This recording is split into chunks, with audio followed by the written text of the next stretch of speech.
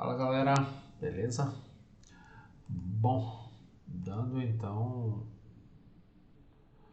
continuidade ao conteúdo de vocês no livro, nós vamos hoje para Marx e a análise do capitalismo. Esse é um conteúdo relativamente longo, eu vou dividi-lo em duas partes e tentarei ser o mais objetivo possível para que a gente contemple tudo em duas aulas, tranquilo? Então vamos lá, Marx e a análise do capitalismo. Bom, Karl Marx viveu entre 1818, que é quando ele nasce, até 1823. E se a gente parar para pensar, ele vive dentro de um momento literalmente de efervescência da Revolução Industrial Europeia.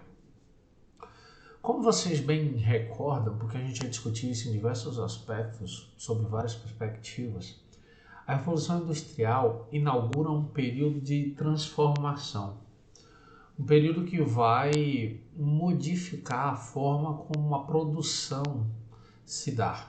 Se antes a gente está inserido num contexto de produção artesanal, a Revolução Industrial, como o próprio nome já diz, vai inserir nesse contexto de produção um modelo industrial, um modelo de quantidades impensáveis até aquele momento, de um trabalho automatizado, com a utilização de máquinas, com pessoas em trabalhos repetitivos, exaustivos, submetidos a cargas horárias de trabalho gigantescas, sem direitos trabalhistas algum.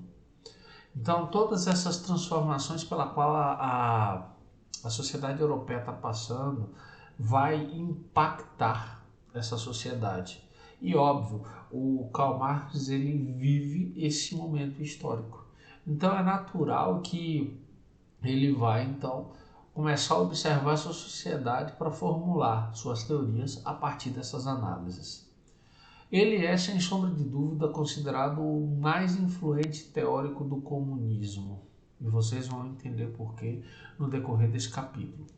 Ele não apenas propôs teorias, mas ele propôs revolução. Vamos lá. Ele escreve um livro em parceria com Friedrich Engels, que é um amigo dele, mais tarde vira um financiador da própria vida do Marx. Em 1848 ele publicou o livro O Manifesto do Partido Comunista. É um livretozinho minúsculo, mas um livro de uma proporção gigantesca porque é importante sobre a reflexão desse trabalho no contexto da pós-revolução industrial. E há uma parte que ele diz o seguinte: os filósofos trataram de pensar o mundo. É preciso transformá-lo. Ele está dizendo que, até aquele momento, tudo que havia sido produzido pelos filósofos foram reflexões sobre a realidade. Mas que essas reflexões por si só não bastavam. Que era necessário agora modificar essa realidade. E, através apenas das reflexões, para ele isso não era possível. Então ele propunha uma revolução, literalmente do verbo revolver, tirar o que está embaixo e colocar em cima e vice-versa. Então, ele, por conta dessas ideias, ele vai sendo expulso dos lugares onde vivia. Primeiro é expulso da Alemanha, depois é expulso da França, depois é expulso da Bélgica e por fim vai para a Inglaterra e acaba permanecendo na Inglaterra até sua morte. A obra mais importante do pensamento marxiano, ou seja, do pensamento desenvolvido por Marx, é O Capital. Não é a única obra, longe disso. Marx tem uma produção vasta, muito grande mesmo, livros importantíssimos, mas O Capital é, sem sombra de dúvida, a sua obra mais importante. A edição mais comum são três volumes, vamos dizer assim, dividido em duas partes cada um desses volumes. Então são 6 livros relativamente densos, cada um deles, com uma quantidade de páginas muito grande.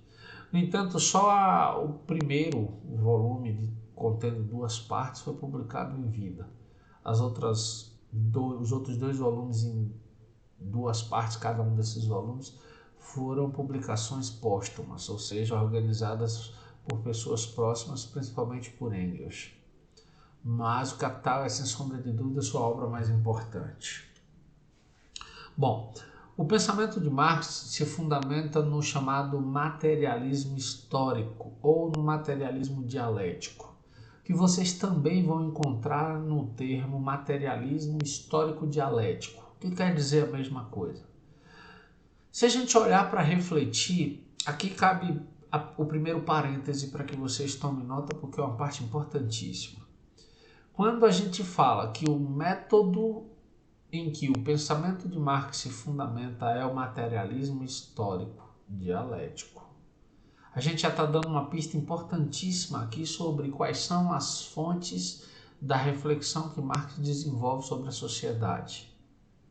A materialidade dessa sociedade. Ou seja, ele parte da vida material dos seres humanos como objeto de estudo para sua produção intelectual. Lembra, ele estava propondo uma intervenção na sociedade. Ele estava propondo uma mudança no perfil dessa sociedade. Então ele parte exatamente dessa realidade, para a partir dela tentar propor essa transformação. Bom, para compreender uma sociedade é preciso analisar as relações de produção que compõem sua estrutura material e econômica, o que ele vai chamar de infraestrutura. Lembre-se, material e econômico ele vai chamar de infraestrutura.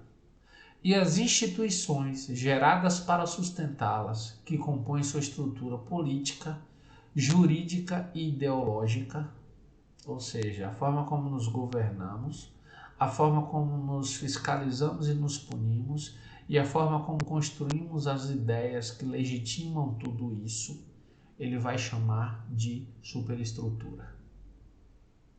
Marx olha para o trabalho sobre 2 perspectivas.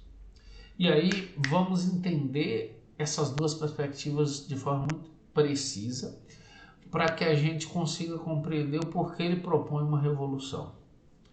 Veja só, a palavra trabalho ela é derivada do latim tripalium. Tripalho era uma estrutura formada por 3 paus que era utilizado como uma ferramenta de tortura. Logo, o termo trabalho é conectada, é análoga ao conceito de tortura. Então, por isso a maioria das pessoas a gente pode trazer para o contemporâneo para refletir um pouco mais sobre isso.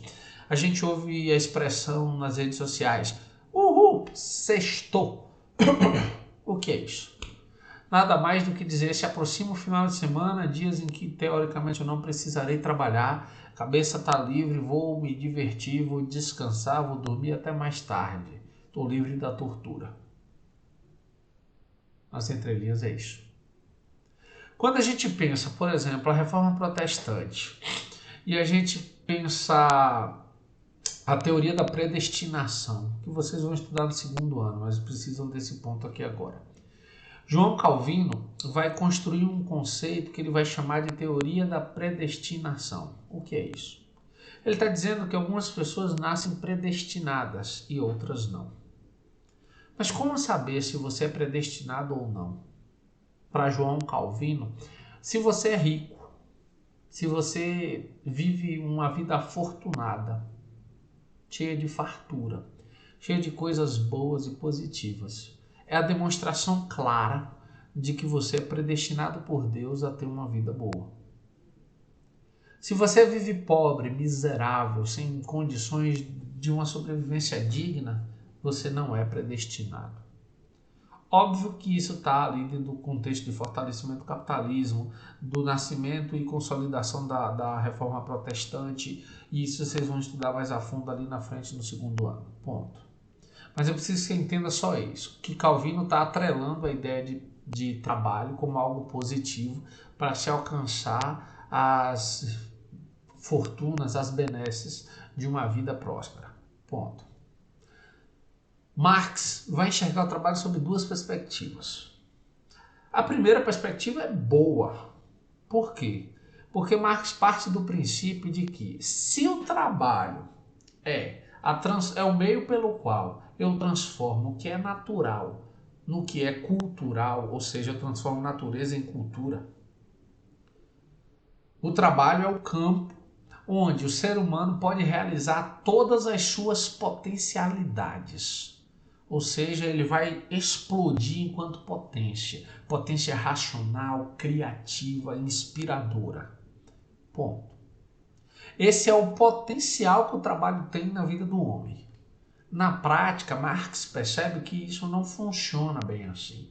Por quê? Porque ele percebeu que nós fomos esvaziados do sentido desse trabalho criativo, produtivo, libertador.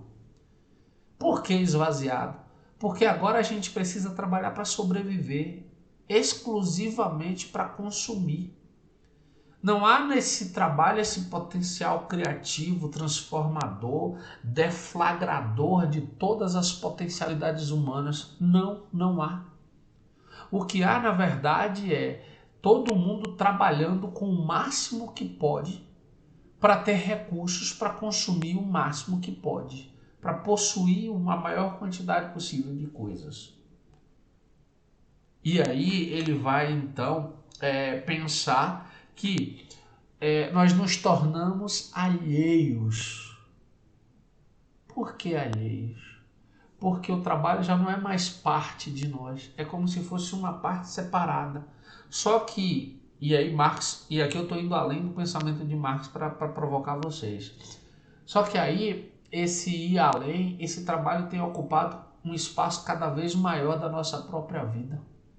A gente dedica mais tempo ao trabalho do que à família, mais tempo ao trabalho do que ao descanso, mais tempo ao trabalho do que à diversão, mais tempo ao trabalho do que os projetos pessoais. E aí você deve estar se perguntando assim, então, mas se minha profissão for meu projeto pessoal, sua vida é só isso? Entende? Então é sobre esse ponto de vista. E o que Marx coloca como um ponto central aqui, quando ele pensa a alienação.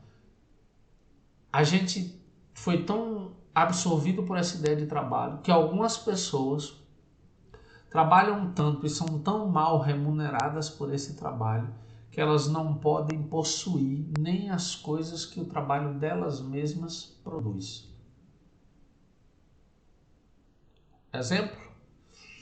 Pega um mecânico da fábrica da Ferrari, um mecânico da fábrica da Lamborghini, um mecânico da fábrica dos relógios Rolex. Eles não têm condição de comprar o produto que eles mesmos fabricam, porque o salário deles são irrisórios frente ao valor desses produtos. Tranquilo? Vamos adiante. As ideias socialistas antes de Marx. Bom, como eu estava dizendo, o termo socialismo e o termo comunismo, eles não surgem a partir de Marx, eles surgem antes.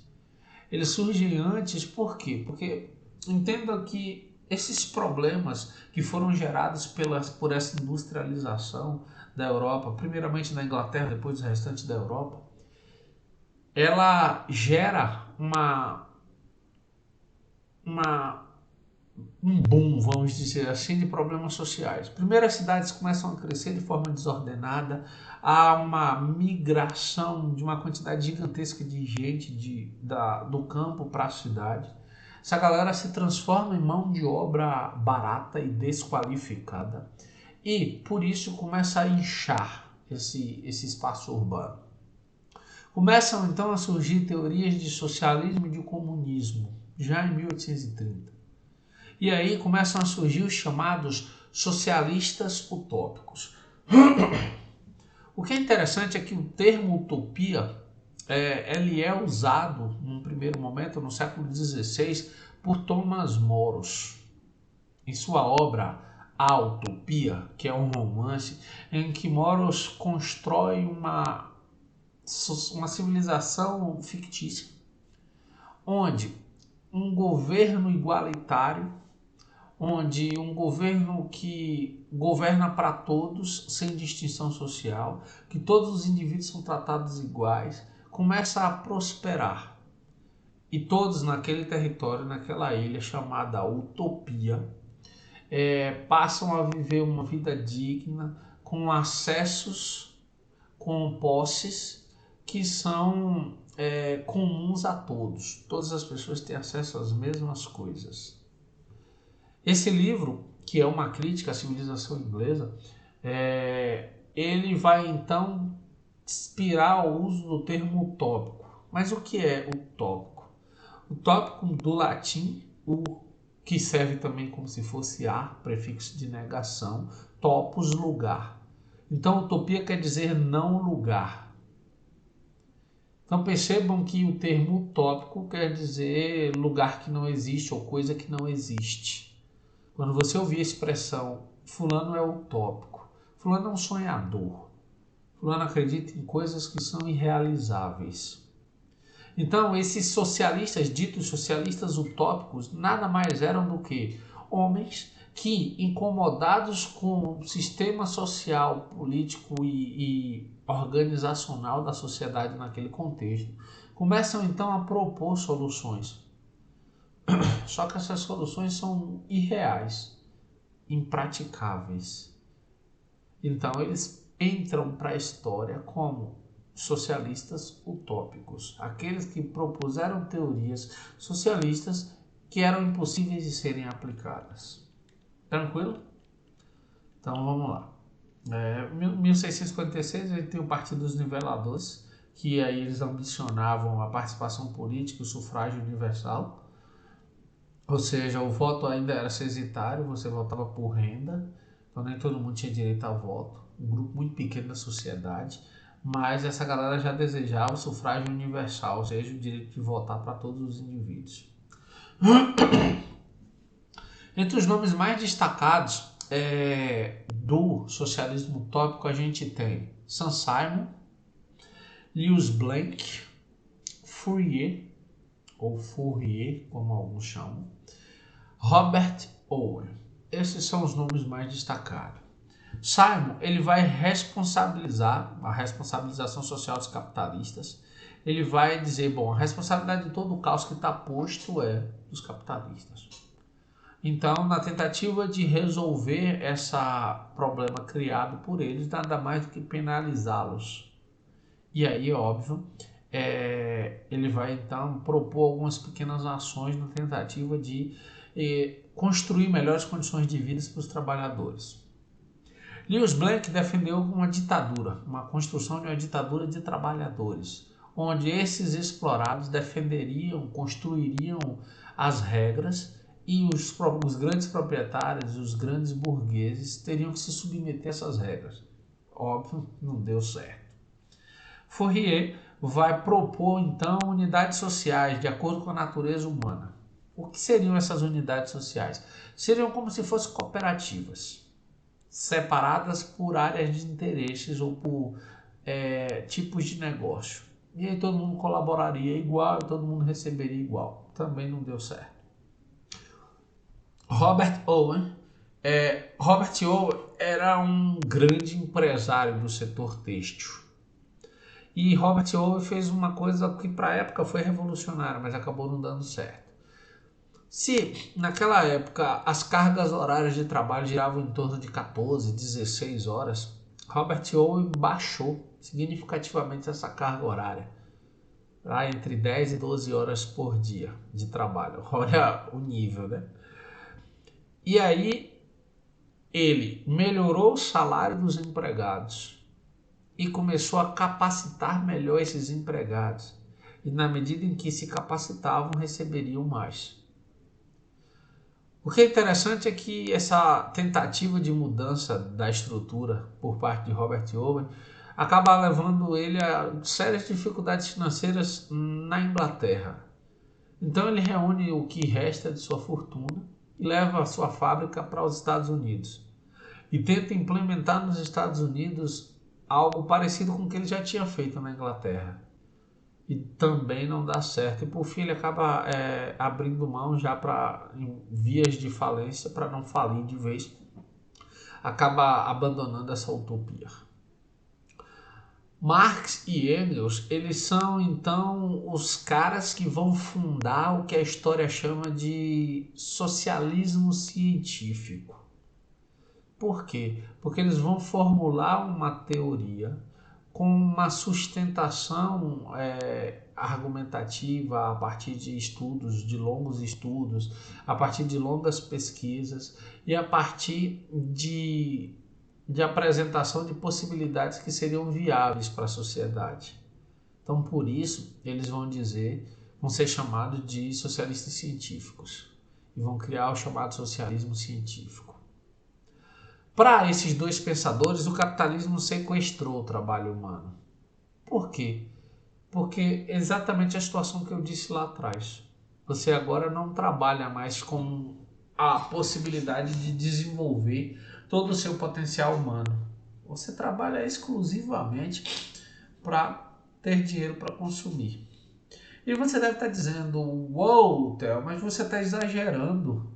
Eu vou te dar um exemplo bem simples para reforçar essa teoria, mas é só para você refletir, só para você pensar.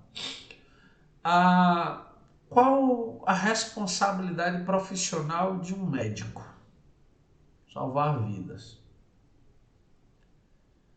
Bom, essa é a responsabilidade profissional.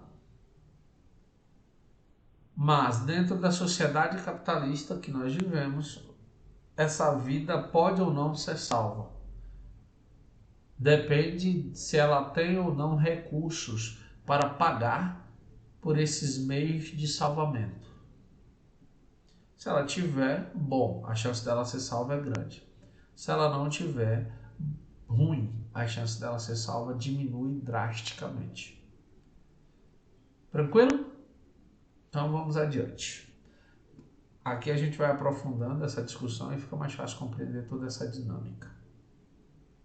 Bom, a crítica de Marx ao capitalismo.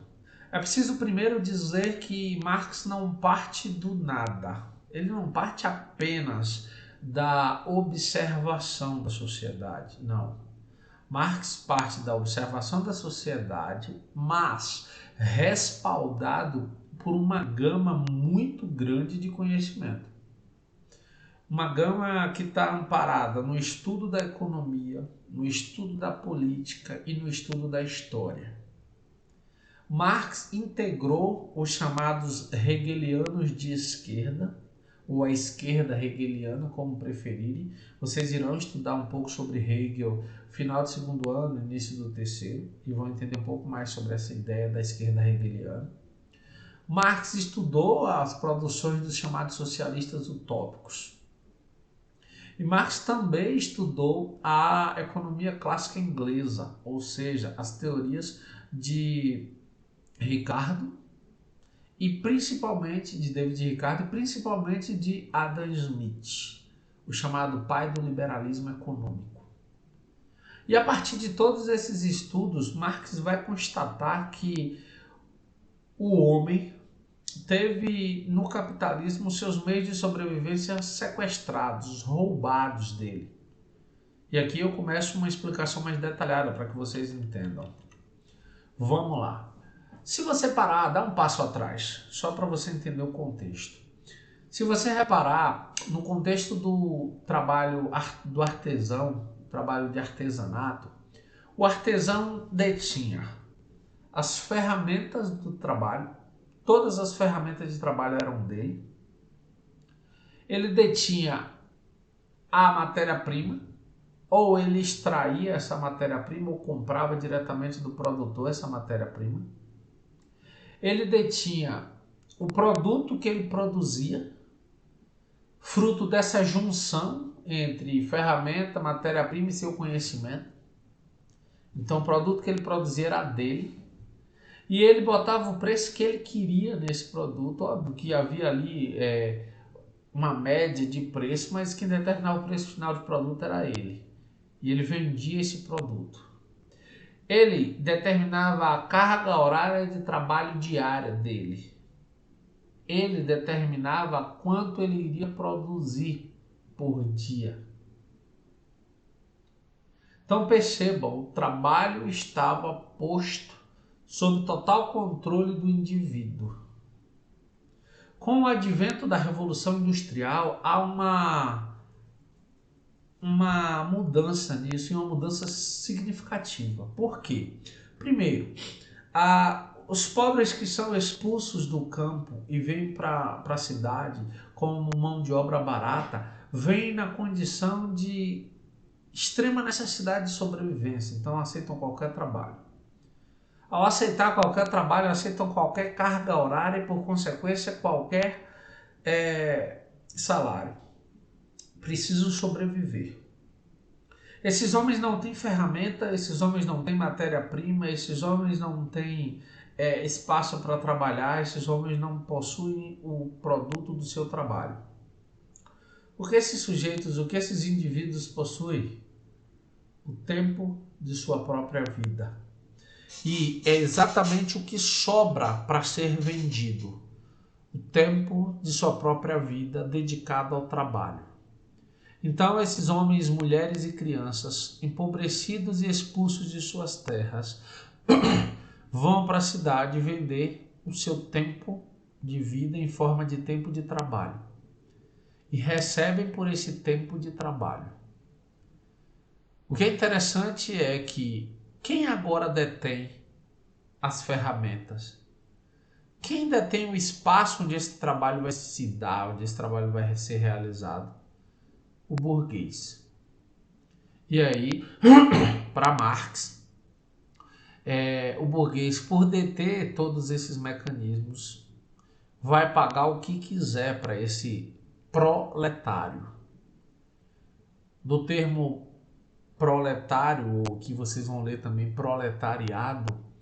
Por quê? Porque como esses sujeitos não tinham nenhuma posse, eles só tinham que deixar sua própria prole, ou seja, seus filhos, para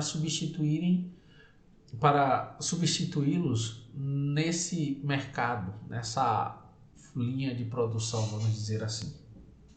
E aí, esses homens vendiam, homens, mulheres e crianças vendiam o tempo de trabalho deles. Marx vai criar um outro conceito que é bem polêmico, que é o conceito de mais-valia. O que é esse conceito de mais-valia? Para Marx, a mais-valia é o lucro que o burguês obtém do que ele deixa de pagar para o proletário. Tá claro? Mais-valia para Marx é o lucro que o burguês obtém do que deixa de pagar para o proletário.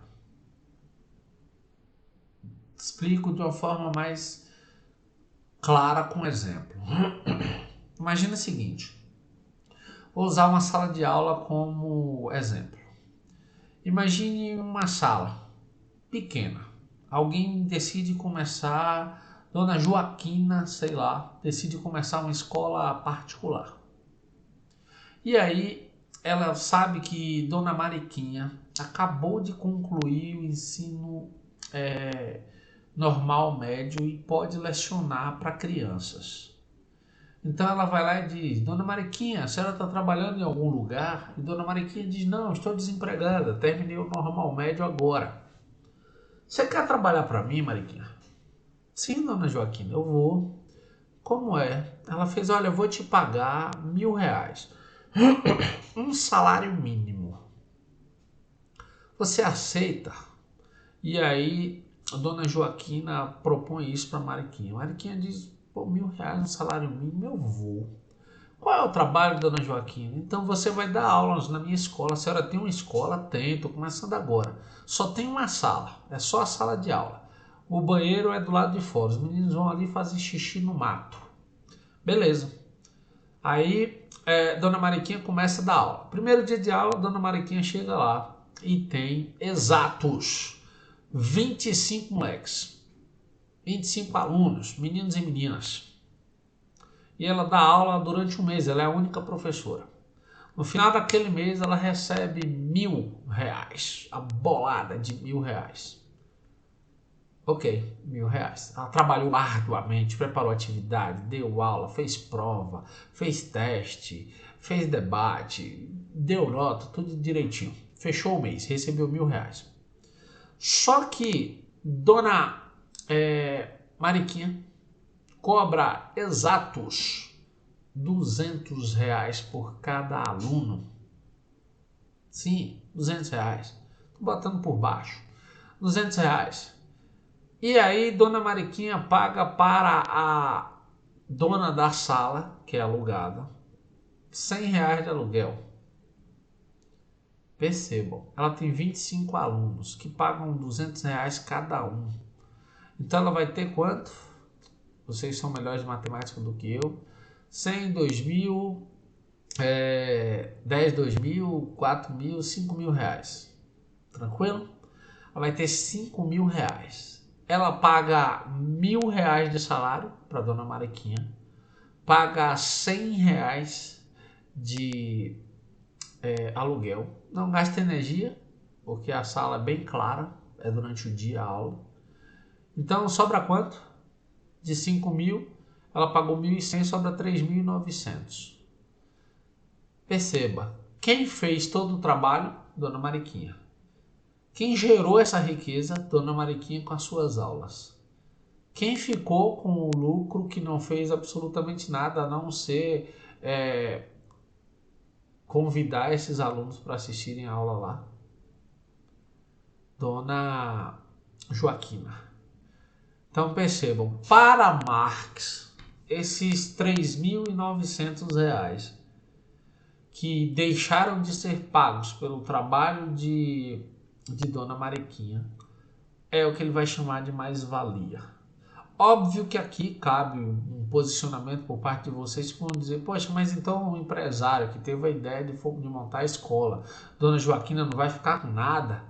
E as discussões são as mais diversas possíveis, porque aí a gente entraria num ponto sobre a ideia, quanto vale a ideia, quanto vale a capacitação, quanto vale a iniciativa. Tudo isso são ideias plausíveis para um debate e a gente vai ter oportunidade de fazer isso durante a live. Mas eu aqui só estou apresentando o conceito para vocês. E aí o conceito prevê a ideia de que mais-valia é nada mais nada menos do que o lucro que o patrão obtém do não pagamento do que seria justo ao empregado. Tranquilo? E aí a gente aprofunda esse ponto mais à frente numa live. Anotem no caderno e a gente volta para ele. Bom, modos de produção.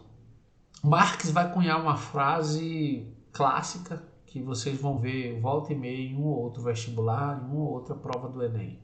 Ele vai dizer: a história da humanidade é a história da luta de classes.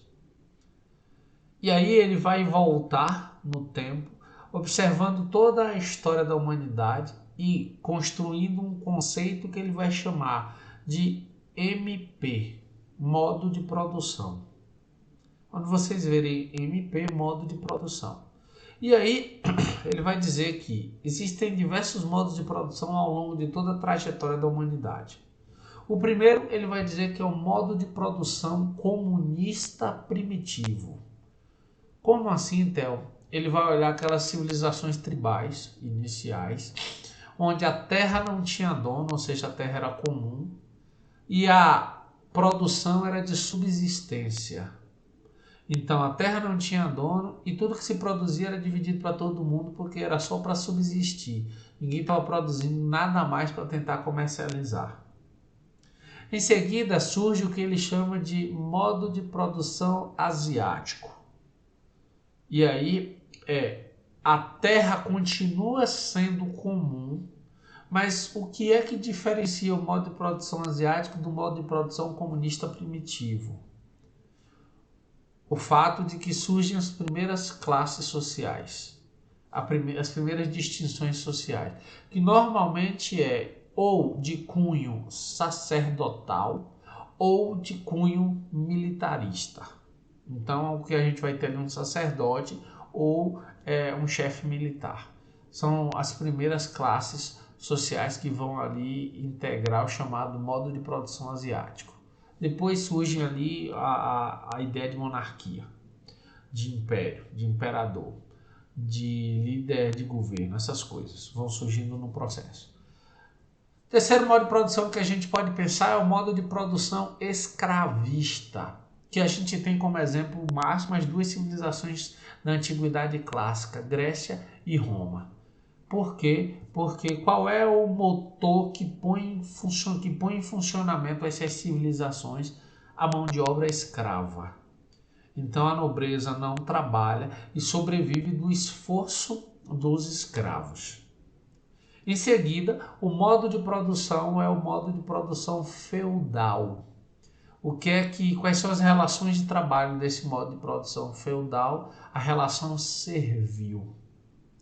Há um servo e há um senhor feudal. E esse senhor feudal sobrevive do trabalho desse servo em troca de proteção, em troca de deixar que ele trabalhe e viva naquela terra. E por fim a gente chega ao chamado modo de produção capitalista, onde a relação de trabalho é a relação de trabalho assalariada.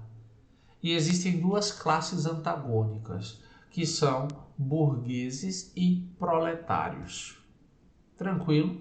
Então, se no modo de produção escravista nós tínhamos senhor e escravo, se no modo de produção feudal nós temos senhor feudal e servo, no modo de produção capitalista nós temos burguês e proletário. Tranquilo?